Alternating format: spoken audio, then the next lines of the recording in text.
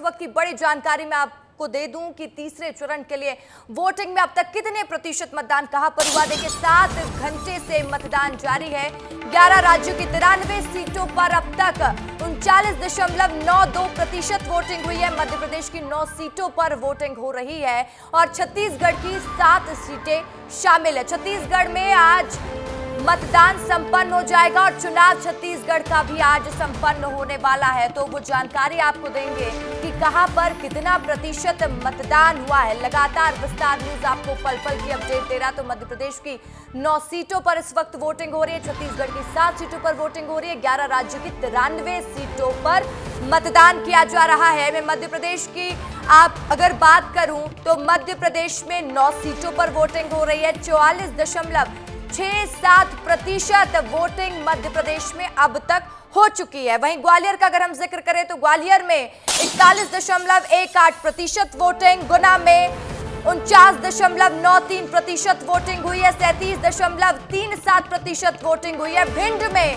तो वहीं मुरैना में 39.24% वोटिंग हुई है, भोपाल में 40.41% वोटिंग हुई है। विदिशा की अगर बात करें तो 50.46% वोटिंग हुई है, राजगढ़ में 52.64%, सागर में 44.32% वोटिंग हुई है। बैतूल की अगर बात करें तो 48.26% वोटिंग हुई है।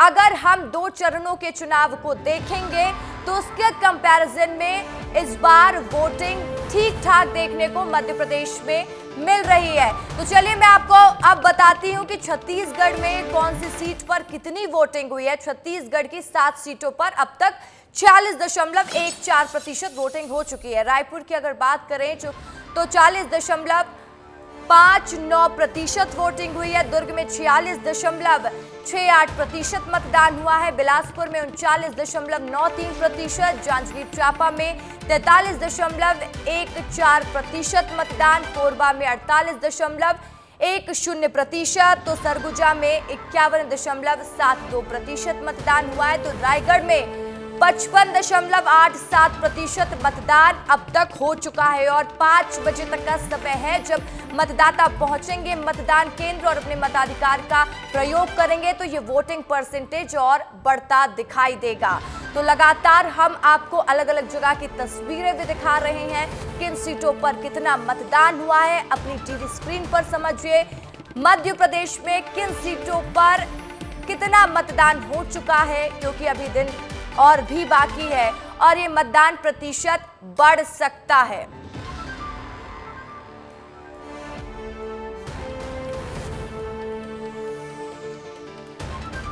तो चलिए ये तो मैंने आपको बता दिया कि अब तक मध्य प्रदेश और छत्तीसगढ़ में किन सीटों पर कितने प्रतिशत मतदान हो चुका है। 2019 का गणित समझते हैं, मेरी सहयोगी अंजलि आपको बताएंगी कि 2019 में कितने प्रतिशत मतदान हुआ था और क्या एजेंडा समझ में आया था। रसिका देखिए, ताज़ा आंकड़े विस्तार न्यूज़ बता चुका है। अभी तक के ताज़ा आंकड़े हमने दर्शकों को बता दिए हैं, लेकिन देखिए लोकतंत्र का महापर्व चल रहा है। लोकसभा ये चुनाव है, इस बार का ये चुनाव 7 चरणों में होना है। ऐसे में आज तीसरे चरण में मतदान हो रहा है। बेहद अहम ये चरण है और अहम इसलिए भी हो जाता है क्योंकि पहले 2 चरणों में हमने देखा कि लगातार वोटिंग प्रतिशत गिर गया है। ऐसे में तमाम पार्टियों के लिए भी ये चिंता का विषय बना हुआ है। हमने देखा कि भारतीय जनता पार्टी तमाम समिति की बैठक करती हुई नजर आई कि कैसे भी किसी भी तरीके से वोटिंग प्रतिशत को बढ़ा सके। ऐसे में तमाम ये चिंता का विषय बना हुआ है। तो ऐसे में बहुत बड़ी ये जानकारी हम दे देते हैं कि 2019 के कंपैरिजन में अभी तक कहां कुछ आंकड़ा पहुंचा है। देखिए 2019 की बात करते हैं। मध्य प्रदेश की 9 सीटों में तीसरे चरण के तहत वोट डाले जा रहे हैं। ऐसे में ये है वो 9 सीटें। 2019 का आंकड़ा मैं आपको देती हूं। ग्वालियर में 60% वोट हुआ था। वहीं मैं बात करूं राजगढ़ की तो राजगढ़ में 74% वोटिंग हुई थी। सागर में 65% वोट डाला गया था। मध्य प्रदेश की 9 सीटों की हम बात कर रहे हैं। मध्य प्रदेश की 9 सीटों की बात कर रहे हैं। विदिशा पूर्व सीएम शिवराज सिंह चौहान यहां से आते हैं। ऐसे में 72% विदिशा में मतदान हुआ। भोपाल की मैं बात करूं, ये हम आंकड़े बता रहे हैं 2019 के। भोपाल की अगर मैं बात करूं तो भोपाल में 65% वोट डाला गया। मुरैना में 62%, भिंड में 54%, हुई और गुना में 70% वोटिंग हुई। 2019 के आंकड़े, क्योंकि देखिए कंपैरिजन करने के लिए पिछले बार के लोकसभा चुनाव से मिलता जुलता कंपैरिजन देना बहुत जरूरी हो जाता, ताकि तुलना कर पाए, मतदाता ये जाने कि वोटिंग प्रतिशत गिर रहा है, चिंता का विषय है, इसलिए घर से निकले और जाएं और मतदान करें। तो हमने मध्य प्रदेश की 9 सीटों के आकलन की बात की। अब छत्तीसगढ़ के आंकड़े भी बता देते हैं।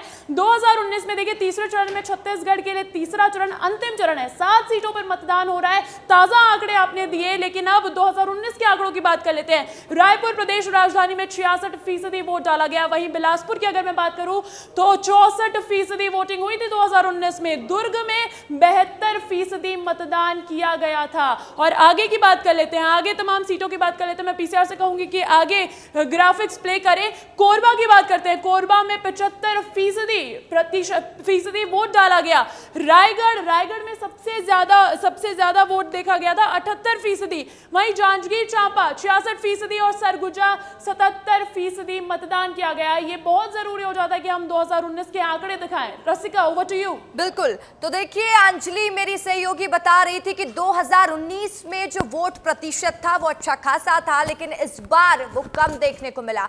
जब 2 चरणों के मतदान संपन्न हो चुके थे तो उसके बाद हमने देखा कि भारतीय जनता पार्टी भी इस चिंता में डूब गई थी कि आखिर वोटिंग कम क्यों हो रही है। इसको लेकर जागरूकता अभियान भी चलाया गया या फिर निर्वाचन आयोग भी इसके बाद अलर्ट हो गया था। और इसी विषय में हमारे साथ चर्चा करने के लिए खास मेहमान स्टूडियो में मौजूद है अभिलाष खांडेकर, जो हैं वरिष्ठ पत्रकार है, जाने माने पत्रकार हैं। मैं आपसे समझना चाहूंगी सर कि हम देखते हैं कि वोटिंग परसेंटेज इस बार कम देखने को मिला। इस बार का जो चुनाव है वो भी काफी दिलचस्प समझ में आ रहा है। हर चुनाव के कंपैरिजन में इस बार का चुनाव इंटरेस्टिंग देखा जा रहा है। आपको क्या लगता है कि किस गति में ये चुनाव जा रहा है और किस गति में देश जा रहा है? नहीं, देखिए बहुत अच्छा सवाल है कि पिछले वक्त के चुनाव मतलब 2019 की कंपैरिजन में या तुलना में इस बार का चुनाव किस तरीके से रोचक है और क्यों परसेंटेज पहले 2 चरणों में क्यों कम हुआ, और उसके लिए इलेक्शन कमीशन ने या बाकी पार्टियों ने भी किस तरीके से प्रयास किए ताकि तीसरे चरण में वो कुछ चुनाव का प्रतिशत मतलब वोटिंग का प्रतिशत उड़ जाए। तो ये ध्यान दिलाना चाहूँगा मैं आपके दर्शकों को कि 2019 के चुनाव में एक बहुत बड़ा मुद्दा ये था कि वो प्रधानमंत्री मोदी को दूसरी बार जिताने की बात थी। उस समय ये बात भी थी कि बालाकोट और पुलवामा के जो जिस तरीके से हमले हुए थे उसको चलते हुए देश में एक राष्ट्रवाद की लहर भी बहुत तेज़ी से बह रही थी और लोगों को लग रहा था कि एक जिसको कहते हैं कि एक दमदार सरकार आई है जो पाकिस्तान को ईंट से ईंट बजाने की बात करती है। तो 2019 के चुनाव में आपने देखा हो क्या, राहुल गांधी हार गए थे, ज्योतिरादित्य सिंधिया हार गए थे, आपके कांग्रेस के आज के जो अध्यक्ष हैं खड़गे साहब वो गुलबर्गा से हार गए थे। तो बड़े बड़े दिग्गज उस चुनाव में हार गए थे। उस चुनाव का जो वोटिंग का परसेंटेज था वो भी बहुत जम के लोगों ने घर से बाहर निकल के वोट किया था, लेकिन वैसा अब देखने को नहीं मिल रहा है। उसके अलग अलग कारण हो सकते हैं, अलग अलग राज्यों में अलग अलग कारण हैं। मेरे को आश्चर्य लग रहा है कि महाराष्ट्र में जिस तरीके से वोटिंग का परसेंटेज आज दिखाया जा रहा है, मतलब 2 बजे तक की बात है, तो वो बहुत ही कम प्रतिशत है। तो इसका मतलब क्या कि वहाँ के लोगों को जिस तरीके से बार बार लोग दल बदल रहे हैं, राजनीति जो जिस तरीके से वहाँ पर महायुति या महाविकास आघाड़ी जो है, वहाँ के अलग अलग अलग लोगों से मिलकर नई नई पार्टियाँ बना के जो गड्ढमड्ढ वहाँ चल रहा है, क्या उससे लोग निराश हैं? तो ये कुछ दिनों बाद हमको पता लगेगा कि क्यों इस तरीके से कम वोटिंग परसेंटेज हो रहा है। लेकिन एक बात बता दूँ, पिछले 40 वर्षों से मैं चुनाव कवर कर रहा हूँ, पत्रकारिता में हूँ, तो मुझे लगता है कि हर चुनाव इंटरेस्टिंग होता है, हर चुनाव रोचक होता है, हर चुनाव के मुद्दे अलग अलग होते हैं। लेकिन इस बार ये देखने को मिल रहा है कि 7 फेज़ में या 7 चरणों में होने वाले चुनाव जो शुरुआत में विकसित भारत या विकास के मुद्दे पर शुरू हुए, वो घूम फिर कर अब जाकर वहीं धर्म आधारित या कास्ट। अभी आप बात कर रहे थे कि हर चुनाव इंटरेस्टिंग होता है और हर चुनाव में हम देखते हैं कि कुछ ना कुछ डिफरेंट देखने को मिलता है। 40 साल बहुत अच्छा लंबा एक्सपीरियंस रहता है सर, और आपने कई एक्सपीरियंस अपने देखे होंगे और आपने समझने की कोशिश की होगी। लेकिन इस बार आप देखिए कि जब नेता जनता के बीच पहुंच रहे हैं तो कई अलग अलग मुद्दों पर बात हो रही है।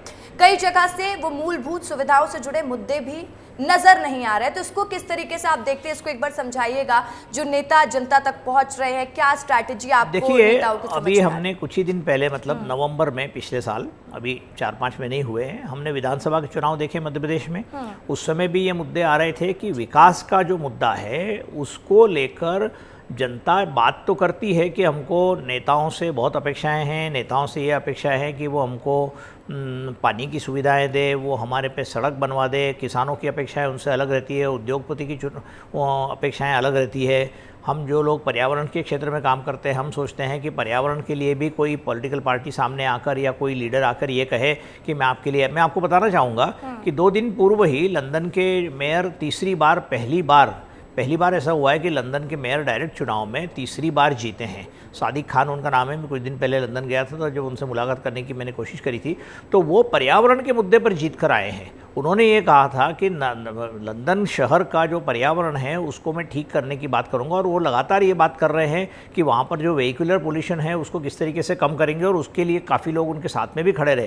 तो मुद्दा ये है कि यदि हमारे नेता लोग चाहे अलग अलग क्षेत्र पार्टी के हों, अलग अलग, लेकिन वो यदि समाज के लिए ये बात करने की कोशिश करें कि हम आज भी मध्य प्रदेश, कुछ भारतीय जनता पार्टी के लोग कह रहे हैं कि बीमारू स्टेट नहीं रहा, लेकिन मुझे आज भी लग रहा है कि हमारे यहाँ स्वास्थ्य की सुविधाएं या हमारे यहाँ पर शिक्षा की सुविधाएं, CM राइस स्कूल्स वगैरह शुरू हो रहे हैं, लेकिन फिर भी शिक्षा का स्तर हमारे यहाँ बहुत बहुत गंभीर, जिसको कहते हैं, फेज से गुजर रहा है।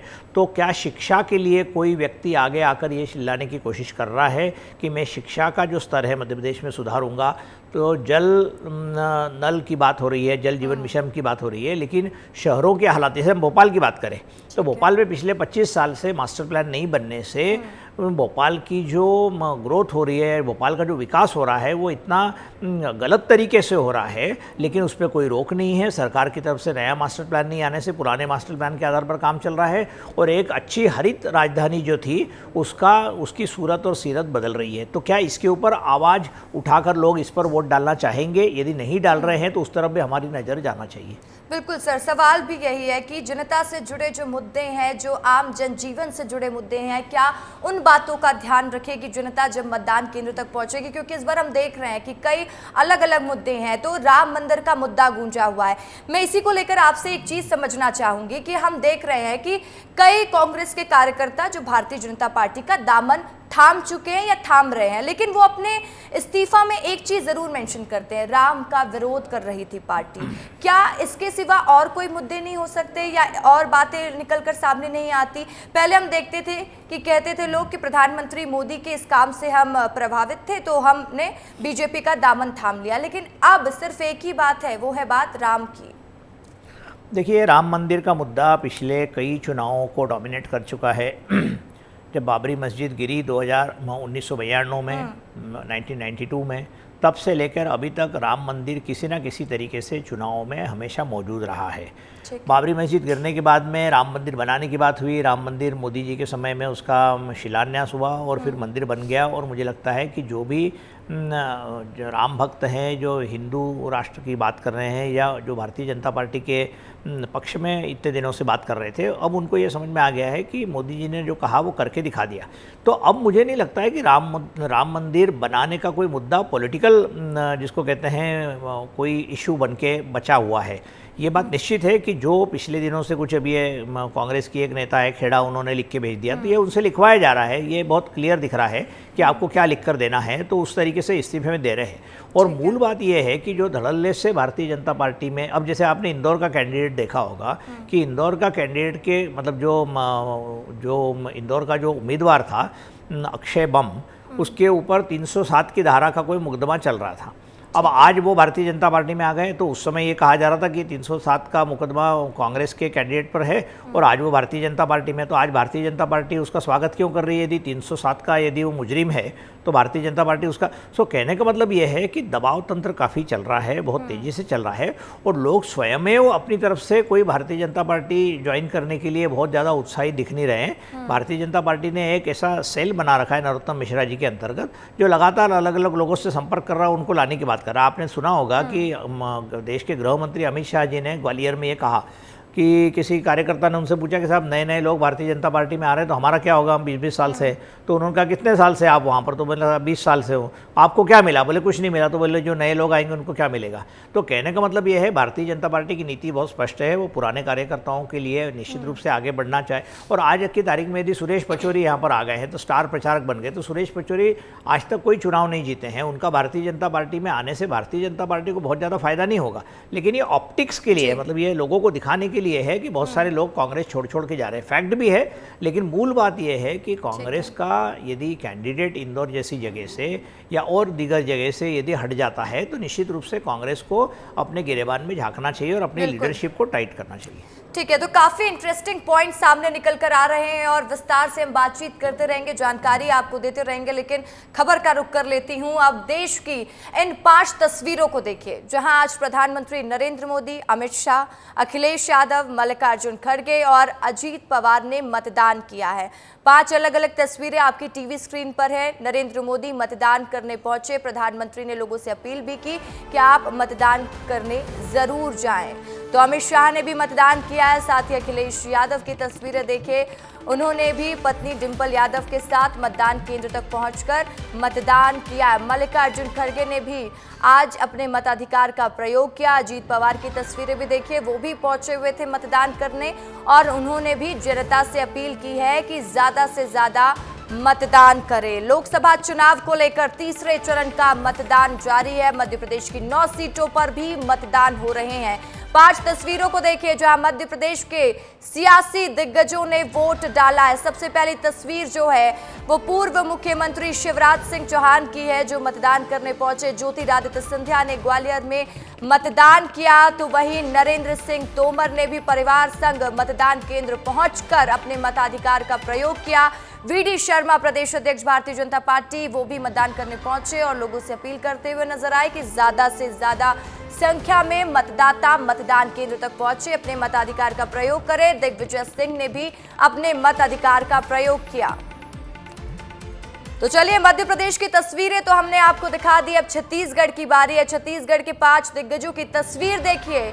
सीएम विष्णुदेव साय ने मतदान किया, तो वही अरुण साव डिप्टी सीएम ने भी मतदान किया। पूर्व मुख्यमंत्री भूपेश बघेल भी मतदान केंद्र तक पहुंचे और लोगों से अपील करते हुए नजर आए कि मतदान करने जरूर जाए। ओपी चौधरी वित्त मंत्री हैं छत्तीसगढ़ के, ये भी मतदान आज करते हुए रायगढ़ में नजर आए। रामविचार नेताम की तस्वीरें भी हमने कैमरा में कैप्चर की जब वो मतदान केंद्र पहुंचे हुए थे। तो देखिए, विस्तार न्यूज तस्वीरें भी लगातार आपको दिखा रहा है, चर्चा भी लगातार हम कर रहे हैं और जब तक नतीजे नहीं आ जाते चर्चा तो लगातार जारी ही रहेगी, क्योंकि आपके मन में भी कई सवाल हैं और हमारे मन में भी कई सवाल हैं। उन्हीं सवालों के जवाब लगातार हम खंगाल रहे हैं। तो सर देखिए, लगातार जैसे कि हम दर्शकों को भी दिखा रहे हैं और मतदान प्रतिशत की भी बात हो रही है। अंजलि मेरी सहयोगी भी बता रही थी 2019 का जो आंकड़ा था वो बेहतर था, लेकिन इस बार जो आंकड़ा है वो काफी कम देखने को मिला। फर्स्ट और सेकंड फेज के इलेक्शन में, थर्ड फेज में उम्मीद की जा रही है कि शाम तक ये आंकड़ा बढ़ जाएगा, लेकिन इस बार जो महिला वोटर्स हैं वो काफी कम नजर आ रही है और हमने देखा है कि महिला वोटर्स ही गेम चेंजर होती हैं। निश्चित रूप से महिला वोटर ने, आपने देखा होगा कि नवंबर के जो विधानसभा चुनाव हुए थे उसमें लाडली बहना की स्कीम जो भारतीय जनता पार्टी की सरकार ने, शिवराज सिंह चौहान ने लाई थी, उसके चलते भारी संख्या में महिलाओं ने आगे चलकर वोट किया था। क्या उतनी ही महिलाएं इस बार भी वोट कर रही है, ये देखना निश्चित रूप से हमारे लिए भी रोचक होगा कि विधानसभा में जितना परसेंटेज रहा, क्या लोकसभा में भी उतना ही परसेंटेज मध्य प्रदेश में रह रहा है या नहीं रह रहा है, और महिलाओं की उदासीनता है या महिलाओं में उत्साह है, ये जब हमको शाम को पता लग जाएगा कि पूरा परसेंटेज कितना आता है। लेकिन मूल बात यह है कि वो हम जिसको इसको महापर्व कह रहे हैं, उस हिसाब से लगातार वोटरों का की निराशा या वोटर कम पड़ रहे हैं। हो सकता है शादियां बहुत हैं, हो सकता है लोग बाहर गए हों, गर्मी का सीज़न है, लेकिन पिछली बार भी ऐसा ही हुआ था। तो निश्चित रूप से लोगों को और जनता को जनता यदि चाहती है कि कोई अच्छी सरकार उनके लिए या अच्छा रिप्रेजेंटेटिव उनके लिए जीत कर आए, तो उनको ज़्यादा से ज़्यादा मतदान करना चाहिए। इसके लिए चुनाव आयोग भी काफ़ी मेहनत कर रहा है। आज आपने देखा होगा चुनाव आयोग ने यहाँ तक कह दिया है कि लॉटरी सिस्टम से डायमंड रिंग मतलब हीरे की अंगूठी भी मिल सकती है यदि किसी को उसका यदि लॉटरी निकल जाएगी। तो कहने का मतलब है कि हर तरीके से मतदान को आगे बढ़ाने के लिए ज़्यादा से ज़्यादा लोगों को घर में से निकाल कर, इस बार आपने देखा होगा पिछली बार भी किया था उन्होंने, मतदान के लिए 85 साल से ऊपर के लोगों के लिए घर पर वोटिंग की सुविधा की गई है। तो निश्चित रूप से इस महापर्व में हर व्यक्ति को अपना वोट देना चाहिए और उसी से डेमोक्रेसी, जिसको कहते हैं कि हमारा जो प्रजातंत्र है वो मजबूत होता है। अब आज देखेंगे शाम को 5 बजे के बाद में जो आंकड़े इलेक्शन कमीशन बताएगा उससे पता लगेगा कि मध्य प्रदेश में जो 8 सीटों पर जो चुनाव हो रहा है वहाँ पर बैतूल में आपने देखा होगा पिछली बार सबसे ज़्यादा वोटिंग हुई थी बैतूल में। अभी के जो 8 सीट्स चल रही है जिस पर बात चल रही है, अब आप देखते हैं कि बैतूल में ज़्यादा होता है, ग्वालियर में ज़्यादा होता है, गुना में होता है, राजगढ़ में होता है या भोपाल में होता है। ठीक है, तो देखिए वोटिंग कहाँ पर ज्यादा होती है तो देखने वाली बात होगी और शाम के बाद ही स्थिति साफ हो पाएगी। लेकिन सर, मैं अलग अलग लोकसभा क्षेत्र तक पहुंची, लोगों से एक फीडबैक मिला, जैसे कि आप भी चर्चा कर रहे थे और आप बता रहे थे कि मतदाताओं में नाराजगी भी हो सकती है।